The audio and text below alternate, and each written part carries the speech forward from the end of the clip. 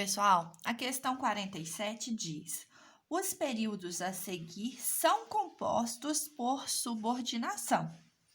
Qual é a função sintática exercida pela oração sublinhada?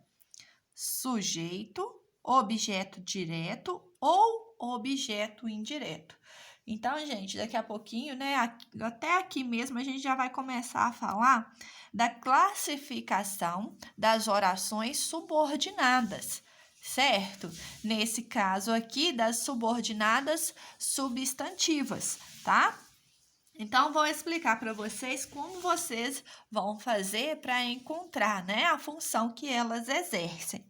Olha, é preciso que ele venha à minha casa. Pode ter momentos, gente, deixa eu só entrar aqui numa regrinha de crase.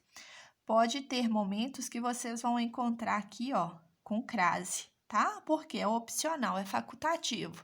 Eu estou definindo a casa, né? Antes de uma definição de casa, eu coloco a crase, certo? Porém, aqui, ó, eu tenho minha, um pronome possessivo. Então, é facultativo a gente usar a crase, né? Antes do pronome feminino possessivo, certo? Então, pode ser que, se você colocar a crase aqui, está certo. Se deixar de colocar, também está certo. Porque é facultativo, então posso escolher, não é? Então, voltemos aqui, né, à classificação das orações subordinadas.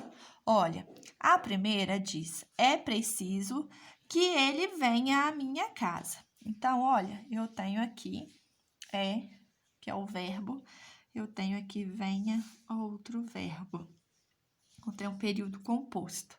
É preciso o quê? Precisa de complemento a esta frase, não é? Precisa de mais elementos para que essa frase faça sentido, né? E que não seja apenas um período simples aqui, certo? Então, eu tenho aqui, ó, uma oração subordinada, porque é aqui que eu tenho a conjunção. É na conjunção que eu tenho a oração subordinada, certo?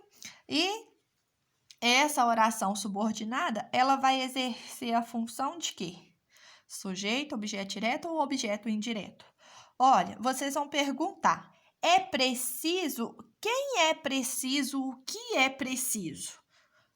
A resposta é esta: que ele venha à minha casa, não é?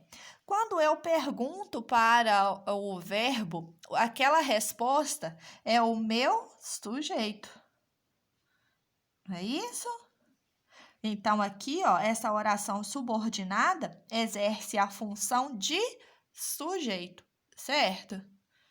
Geralmente vai vir, gente, ó, é preciso, é necessário, é difícil, coisas assim. Geralmente o verbo, né, utiliza-se muito do verbo ser e ele vem no início da frase. Isso aqui, gente, não é regra, tá? Isso aqui geralmente acontece dessa forma. A regra é você perguntar. E aquela sua resposta, você vai marcar que ela vai exercer a função de sujeito, né? Mais à frente, vocês vão ver que aqui nós temos, né, uma oração subordinada substantiva subjetiva, certo? Que é quando ela exerce a função de sujeito. José observava, verbo não é isso?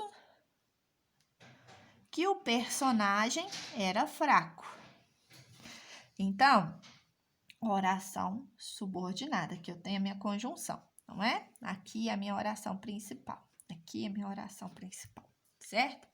Olha, então, José observava o quê? Precisa de um complemento, não é? Precisa de um complemento verbal aqui, olha só.